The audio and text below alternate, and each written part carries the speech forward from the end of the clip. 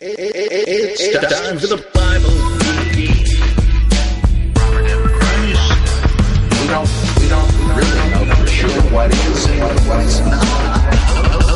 Holy Ghost, God, baby, God blasted on the spot. Ghost, friends, it's time for the Bible Geek.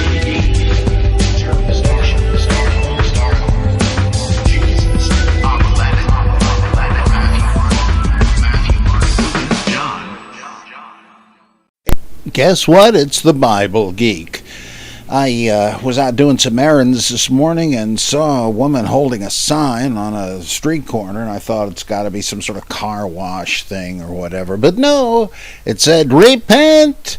Today is the day of salvation." Interesting that people are still doing that. Religion is so fascinating.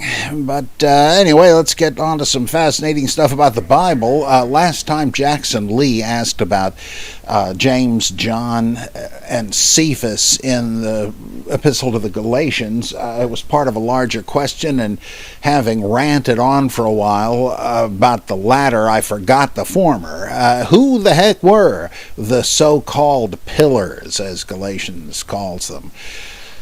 No mention of the 12 apostles or disciples. It's the three pillars that Paul supposedly consulted and sought their imprimatur and got it, according to Galatians. Who are these guys supposed to be? It appears that they are the same as the inner circle of Jesus in the Gospels, where we have constant references to Peter, James, and John. Well, not constant, but several references to Peter, James, and John. There's this big deal I've mentioned often before. The theory of Robert Eisenman, which is at many points I find pretty convincing, that the 12 disciples really are fictional characters, and they represent fictive multiplications, several different versions of the pillars, the so-called brothers of Jesus, and the also known as the heirs, because James the Just was basically the caliph of Jesus, and then afterwards so was Simeon Bar Cleophas, and so on. Well, in the Gospels, Peter and Andrew are brothers, and they were fishermen from Galilee. James and John, sons of Zebedee, were fishermen nearby. And and so you have those four, but they're reduced to the three in most of these references. And I have to think that is because either there's been some confusion between these four of the 12 disciples and the three pillars, or that again we have an indication of Eisenman's theory that the original group was the three pillars, and that they have been, they're the basis for the seed from which the 12 disciples fictively grew, so that they're not three of the same people that follow Jesus as disciples, because there weren't any such people. So the big question that remains is, who is Cephas? Is Cephas the same as Peter, as I've kind of assumed for the sake of argument all along here? One of the redactors of Galatians thought so, because when he, in another one of his interpolations, when he's referring to Cephas, he calls him Peter. And this is odd. Why the change? Well, it attests that this redactor understood Cephas and Peter to be the same person, but slipped and used the more familiar name Peter. Well, wait a second. Isn't Peter called... Peter is said to be the Greek for the Aramaic Cephas, the rock, in the Gospel of John.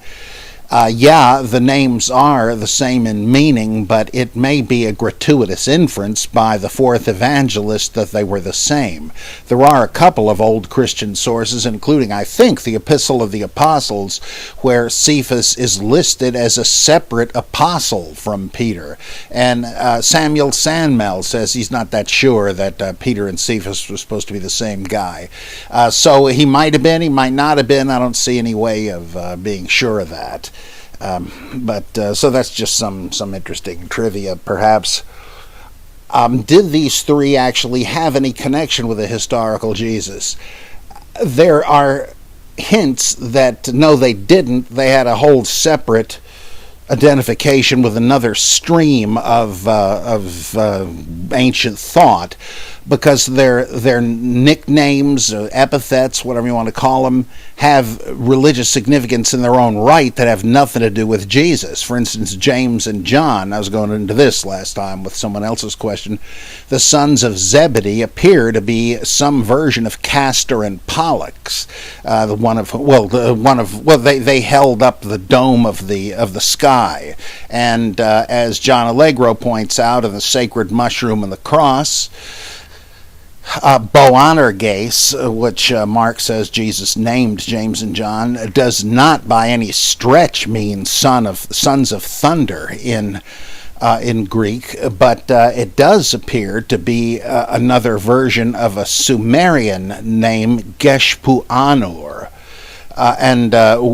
As with loads of these Bible names, the same element can function either as a suffix or a prefix. It can go on the end or the beginning. The meaning will be the same, like Yohanan, Yahweh's gift, or Hananiah, gift of Yahweh, or in Greek, Theodora, the God's gift, or Dorothea, gift of the gods. Right? The same thing, doesn't matter. Well, Allegro points out that you could have either Geshpuanur or Puanergesh, Boanerges, and that it means upholder of the vault of heaven, which is also part of Sumerian mythology. So many of these things were held in common. And that would sure fit what they're then called sons of thunder, implying sons of the thunderer. Castor and Pollux were the sons of Zeus the Thunderer, and they upheld the vault of heaven. So this implies that the world rests on these guys. They're like Atlas or whatever. There's no real connection with Jesus. It's a kind of a cosmological, mythological connection. Mark doesn't seem to realize that anymore. Similarly, Cephas or Peter, take your pick, the rock, and upon it he will build his church, and so forth.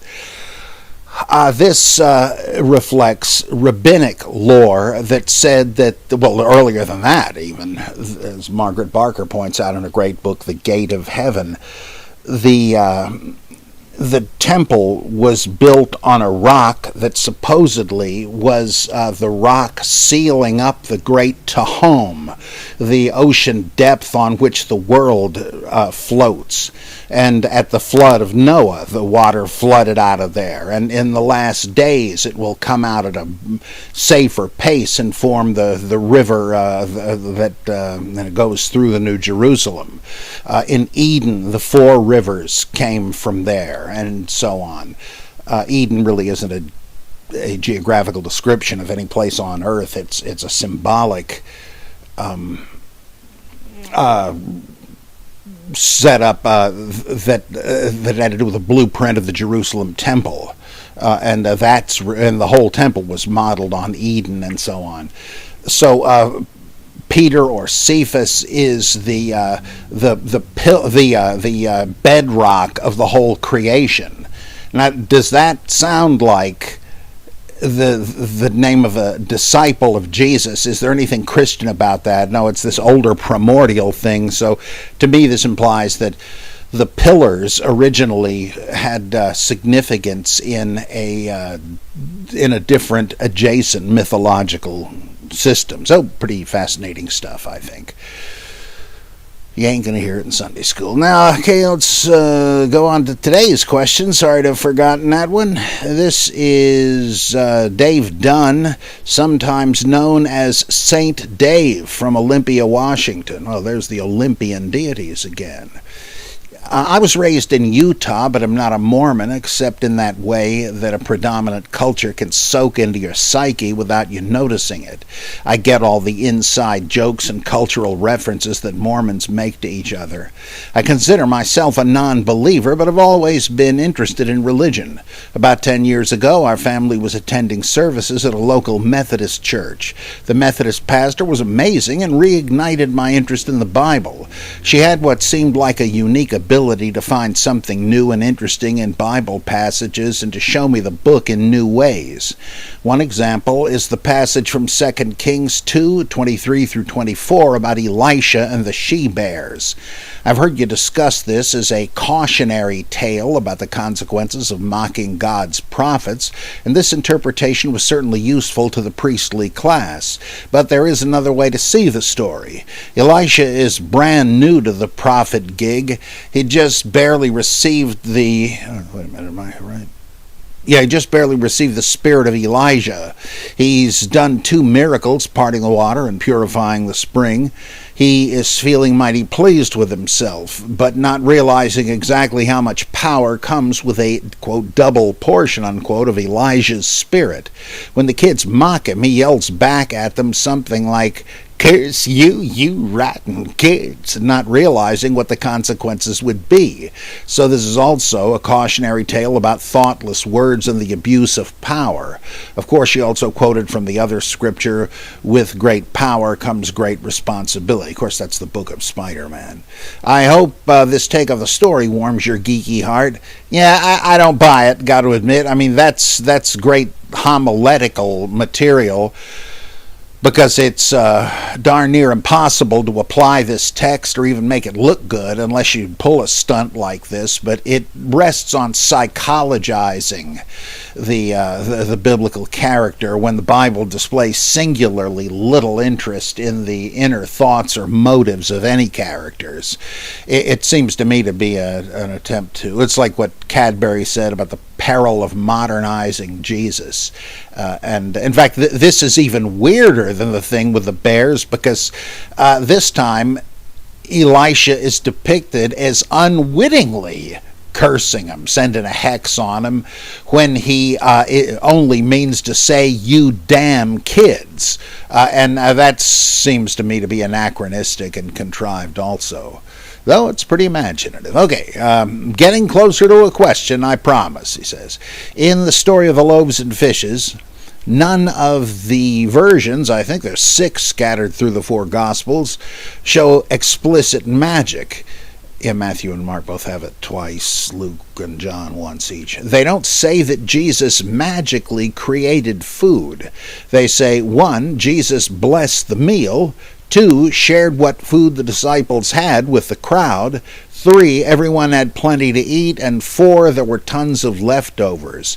If you've ever been to a Methodist potluck, it's not a mystery what happened. The bonehead disciples were not the only ones who had some food, but not enough to feed everyone. By leading by example, Jesus got everyone to share some of what they had, and it turns out there was more than enough for everyone. A nice sermon about the power of generosity.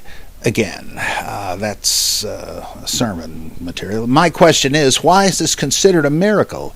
It seems that everyone refers to the story as the miracle of the loaves and fishes. Once I saw the utterly mundane explanation for this story, this seemed really weird.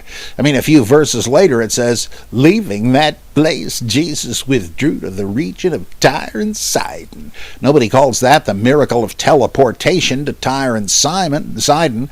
Everyone seems to understand that Jesus walked, rode, or used some normal non-miraculous transportation to get there, yet the story about sharing your lunch is considered a miracle. Is there an older miracle story that is peeking through here? Would early Christians have seen something else here?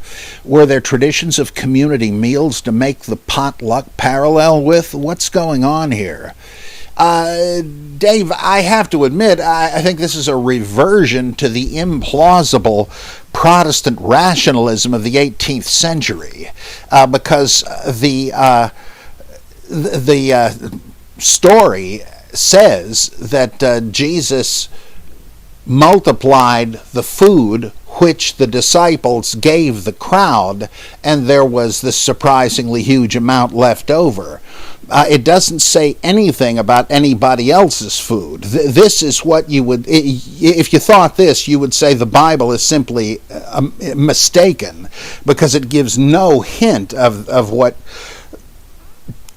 this suggestion posits happening. And I've heard people say that that's what's going on, but they're just saying that it's been trumped up into a miracle. You wonder why the story didn't simply say this if they wanted to make this point, which would be a good point. But no, it's. I mean, if that happened, then this story is no longer about it, right? This is a story in which he miraculously multiplies the food, so he says, "Give them what you have, and see how far it goes." And that's what they do, and nobody understood what happened. And later on, Jesus says, beware of the leaven of the Pharisees. Leaven? Oh my gosh, we didn't bring along any bread. And Jesus hears them and says, you idiots, how many leftover loaves did we have in the one case? Oh, so-and-so. How many the second time? So-and-so number. And says, don't you get it? If I wanted bread, I could make some bread on the spot. Well, that certainly implies that that's what he did before, too. So I really cannot see that as anything but a kind of a polite attempt to debunk the miracle story. Again, pretty clever, but then a lot of those rationalist guesses were. So, thanks for bringing that up. Fascinating. Let's see here who we got with us next. Got to scroll down. And John from New York City. Christian apologists defending the historical resurrection of Jesus often use the appearance of Jesus to Paul as evidence that the resurrection really happened. A historic appearance to Paul would have had to occur post-ascension, according to the New Testament timeline. The Lugan timeline, basically. In order to argue that Paul is encountering the resurrected Jesus, wouldn't you have to assume that Jesus returned to earth after the ascension? Should we now be expecting a third coming? If Paul had a vision or spiritual encounter with Jesus, should we really consider that a resurrection appearance? I need not remind the geek of all the visions and appearances of the dead that people throughout history have claimed. Most don't understand those to be resurrection appearances. After all, nobody considers the transfiguration to be a resurrection appearance of Moses and Elijah. Let me pause here. Of course, Moses and Elijah in ancient Israelite belief never died. So this was a post-ascension of Elijah and Moses appearance, but not a resurrection one because they weren't dead, right? They went to heaven instead of dying. I think that you've grasped the view of Acts about Paul precisely, that his visions of the resurrected Jesus, the Damascus Road, and then later on in Corinth, are not supposed to be resurrection appearances. When Paul talks about evidence for the resurrection, he pointedly says those who went to Jerusalem with him saw him again. He doesn't say he did, right? The stuff where, am I not an apostle if I not seen the Lord? Or last of all, he appeared unto me. These are in the Pauline epistles, not in Acts. And the author of Acts, Luke, Polycarp, whatever, he wants to legitimate Paul in the eyes of those who don't like him, or the kind of Christianity for which he functioned as the figurehead. But he wants to make it clear that though he and Peter are like peas in a pod, if you like either, you gotta like both, still, Paul does not quite fit the criteria for being an apostle. I know what you're thinking. You guys know your Bible so well. In Acts 14, when he goes to Lycaonia, aren't Paul and Barnabas called the apostles there? Well, in the Western text, in one of the two instances, they're not. And I suspect the other one is an interpolation also. Because, anyway, look at it. It's violating the pattern. Even if that was original to the text, it's another case of what... what's his name? I can't think of it. Called editorial fatigue. What the heck? I can't think of it. I'm going senile. You know who I mean, though. Okay, so I think you're right. All right, continuing with John. I consider 1 Corinthians 15 to be a way for Paul to bolster his street cred among the early church. Hey, Jesus showed himself to me. I'm the real deal. In a similar way, Moses got an up-close view of God's back. It seems like apologists get themselves into a larger problem by trying to bolster gospel resurrection encounters with 1 Corinthians 15. Though there is an answer, but they ain't going to like it, right? Because there's so many conflicts between between the Pauline epistles and the book of Acts that anybody who's not an axe grinder can see that these are variant traditions. Each casts some doubt on the other. And so whoever wrote 1 Corinthians 15, 3 through 11, I don't think it was the author of the rest of the epistle, he wasn't thinking of it as the author of Acts did. He figured that, yes, Paul was vouchsafed a resurrection appearance in the same sense the others were. But that is certainly not the view of Acts. Now, they could say that Acts is not to be taken seriously, and that 1 Corinthians 15, as I'm sure you know, this particular part of it, verses 3 through 11, he appeared to this one and that one, and to me, that this, they say, this is the earliest testimony to the resurrection, and Paul must have gotten it when he went to the Raccoon Convention of the Apostles that we read about in Galatians 2 and Acts 15. That's all surmise, and there are plenty of other indicators, as I've argued, that show this is not early material, but they think it is, and so they could get rid of the conflict by saying, well, you can just forget about Acts. But of course they can't do that because they're not historians, they're inerrantist dogmatists. Okay, sorry, last paragraph, sorry about this, John. Is it possible that a pre-canonical gospel account of the resurrection had Jesus ascending into heaven on the same day he was raised? I believe the Gospel of Peter has something like this happening. Also, in Luke, right, it's very clear that it's Easter Day that he ascends, unlike Acts, where it's 40 days later. Okay, and then appeared to people only as visions thereafter. This scenario certainly fits much better with what 1 Corinthians 15 states. It also helps explain why there were so many sects who had varying beliefs about what type of being Jesus was. Well, this is kind of like what Acts is saying. It just has the date of the ascension a bit different. But I think he is saying there were simply visions afterward. Stephen's, for instance, when he was being martyred, stoned to death. But this notion of Jesus appearing again on earth after the ascension was actually quite common, and surely Luke knew about that, or Polycarp, or whoever the author of Acts, because this idea that he lingered for 40 days teaching them inside stuff he had never said while he was on earth, alive, this is pure Gnosticism. There were some Gnostics that said Jesus remained on earth 18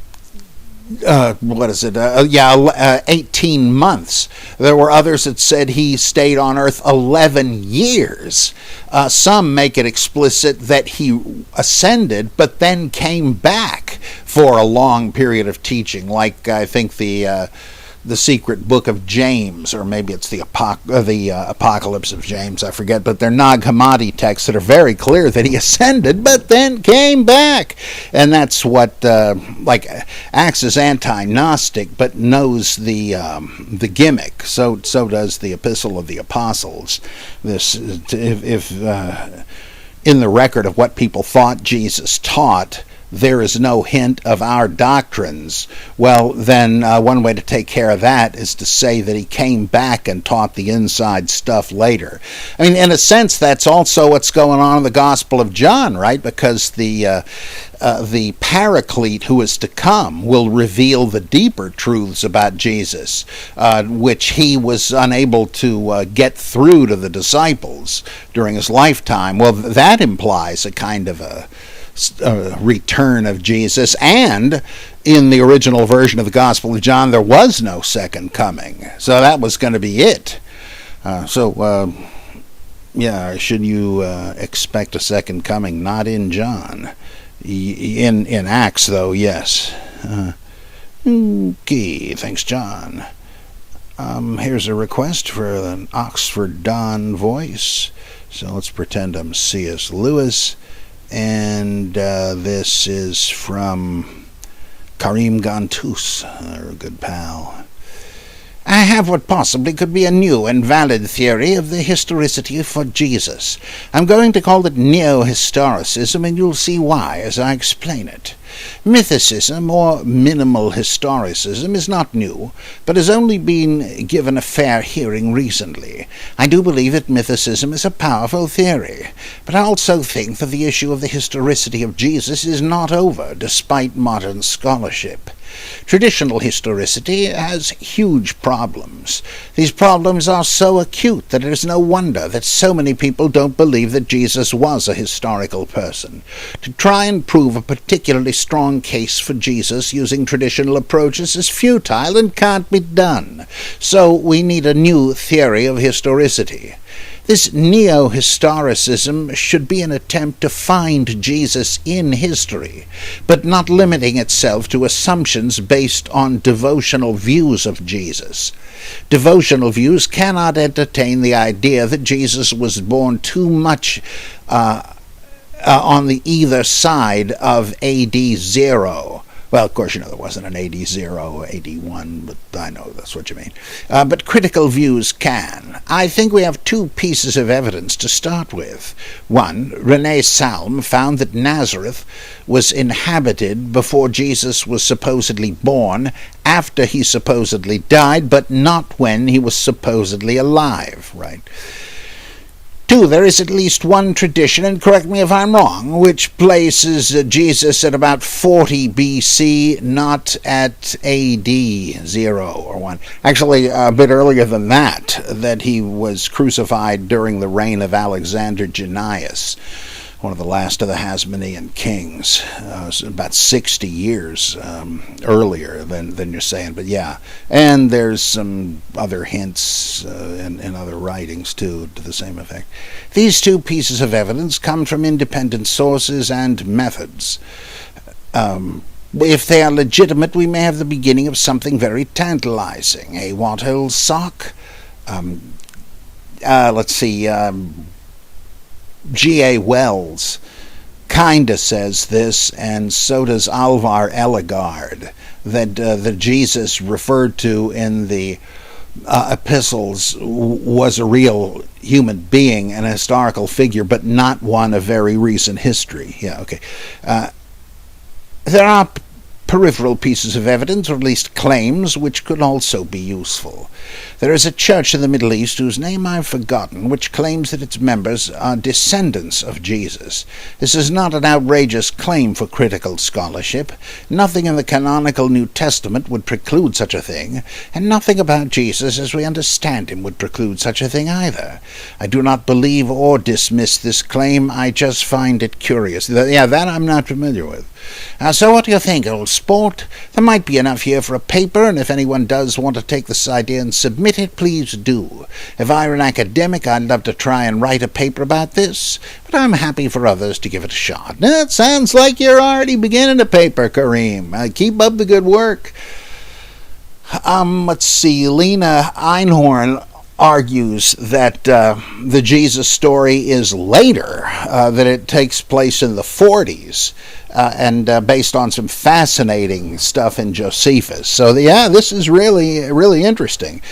I take the hints that Jesus is born in various decades as signs of historicizing a mythical figure, trying to figure out where he would have fit in if it were real. But yeah, I mean, there might well be a historical Jesus. There might well have been, right? I am not a dogmatist on the point, and could well be. And this is pretty interesting. Keep on it, I suggest. Let's see. This is... Okay, here's another one from Kareem. Remember, I've collected these things over several months now. Let's see. Similar voice request. Let's vary it a little bit to an English clubman. I have a couple of questions about parenting in relation to the Bible. Keep in mind, I'm not a parent and I'm not married. This is personal, so I don't expect detailed answers. First, what were your views on parenting relating to the Bible? Did you ever make distinctions between the Old and New Testaments? Did you look to the Bible for guidance, or did you follow your instinct? On what did you and your wife disagree? Did any of your views on parenting change when you left Christianity? Well, I had already pretty much left any kind of biblicism long before Carol and I married and had our great daughters. So this didn't exactly come up with the Bible, though we did read bedtime stories from a children's Bible to Victoria and Veronica, as well as kids' versions of the Trojan War and the adult version of the Gilgamesh epic. Let's see. Didn't mind using Jesus, historical or fictional, as a role model in some respects.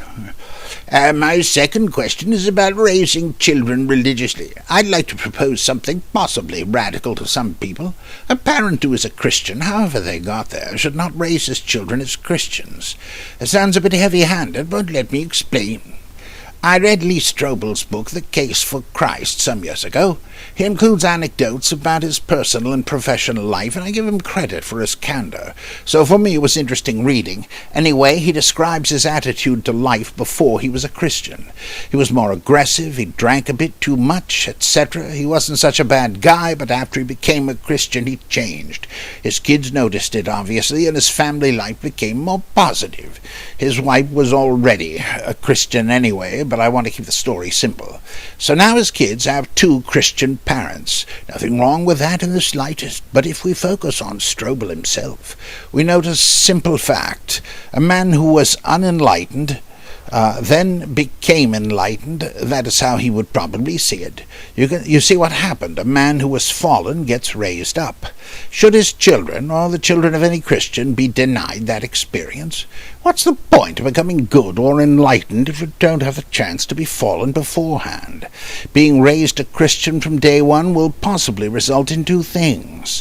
One, you become soft and too isolated from the rest of the world. Two, you take the whole thing for granted and never really appreciate it. I'd love to hear your thoughts about this.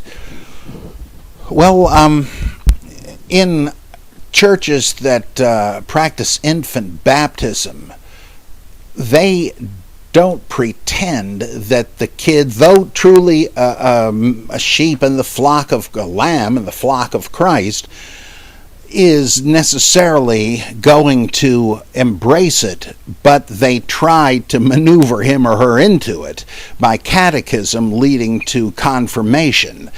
In theory, what's happening is that your birthright has been claimed for you, but you have to appropriate it. You could just say, hell with it, and refuse to be confirmed. You have that option. But of course, it's kind of an assembly line. It's expected of you, and it usually happens. So I don't think that necessarily obviates the problem of either taking it for granted or being inoculated, vaccinated with it so that you get rid of it and you've had enough. That happens quite a bit. The same thing happens in believers' baptism churches because they usually have an infant dedication ceremony. Technically, they don't think that the kid is a Christian or receives the Holy Spirit, but on the other hand, of such is the kingdom of heaven made. They've not yet reached the age of accountability, so if God forbid they should die, they'll go to heaven. But when they're exiting the age, when they're entering the age of accountability, then they got to decide, and so what they do is to try to set up the kids to have this unsaved, saved conversion thing, which is sometimes ridiculous and a charade, though with the pressure heaped on the kids at Vacation Bible School, it often happens anyway, with the result that the kid will look back on and say, oh yeah, I was saved at so-and-so age. I was saved under these circumstances, even though there wasn't much they were saved from, but they were saved from going to hell, and they'll think of it that way.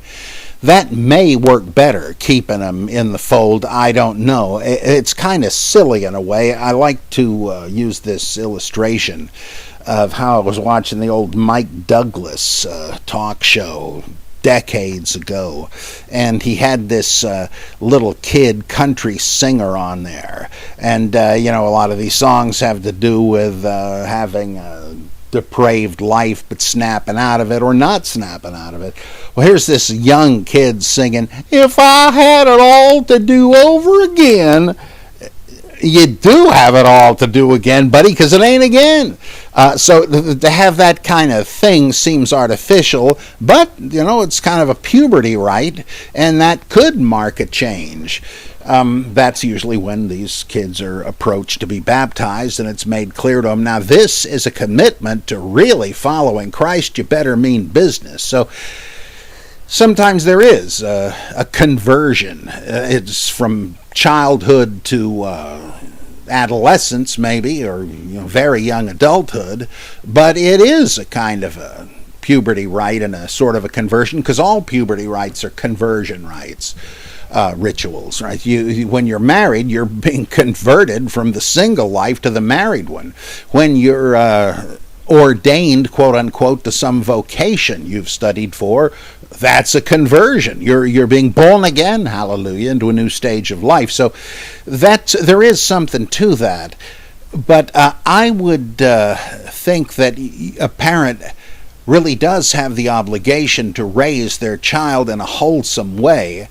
And my solution to the problem is to make sure your kids know what your religious heritage is, and that they know that it's up to them one day to decide whether to embrace it or not. Because I personally think that if you raise kids without religion, or simply with a comparative religion course, you're also inoculating them against religion in another way. You will have raised them so that they don't have a religious identity, and they may then figure, I don't need one.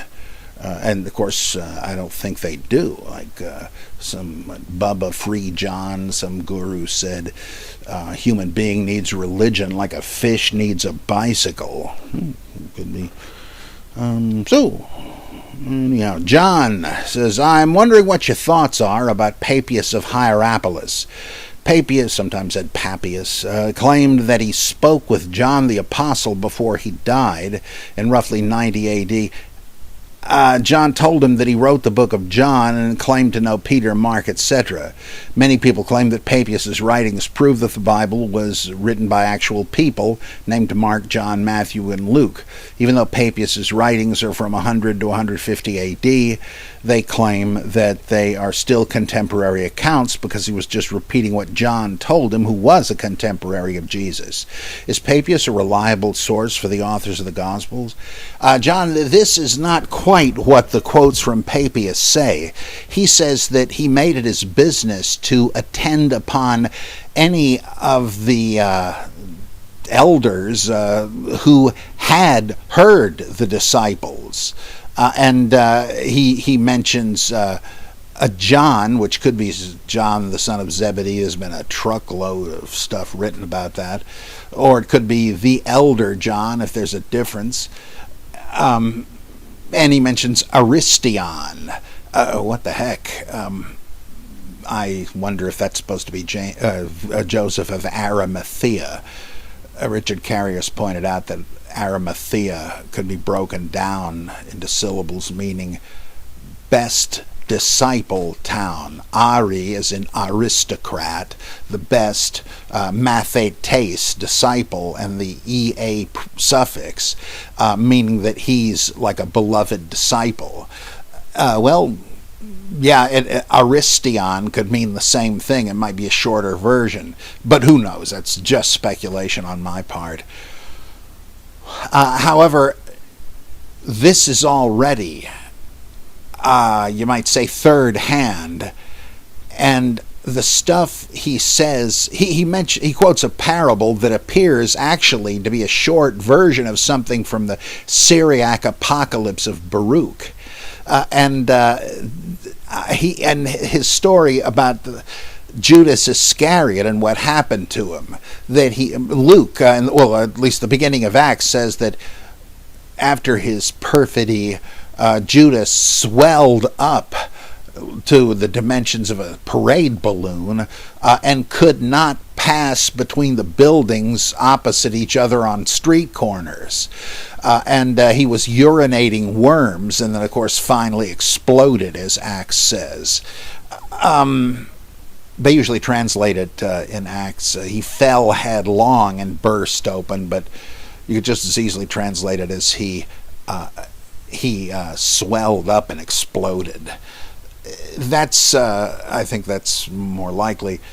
But if he thought this was apostolic tradition, come on. He says that that Matthew wrote down the logia, the sayings of Jesus, in Hebrew, possibly meaning Aramaic, and everybody translated them as best they could.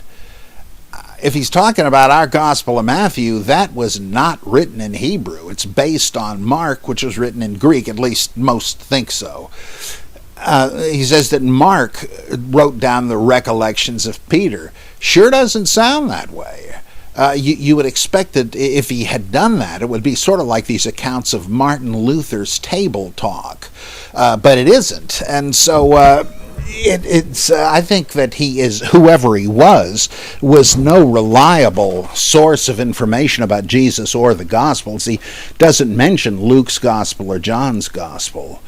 In fact, I think of these fictive chains of attestation attached to the Islamic hadith. Oh, the prophet said this, and how do I know? Well, I got it from Ibn so-and-so, who got it from Ibn so-and-so, and another 20 or 30 names who heard the prophet say it.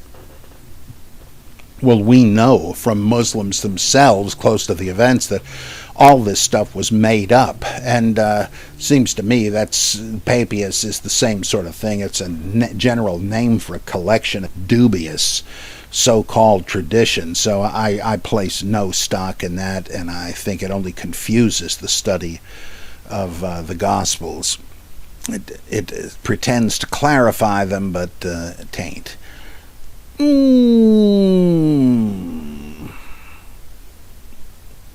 Well, I got things to do. I'm going to have to cut it short for today, I'm afraid, and I had fun. I hope you did. Once again, let me make a shameless pitch for funds if you can help out, but if you can't, don't worry. I will see you soon enough on another exciting episode of the Bible Geek, and thanks for being with me on this one. Guess what? It's the Bible.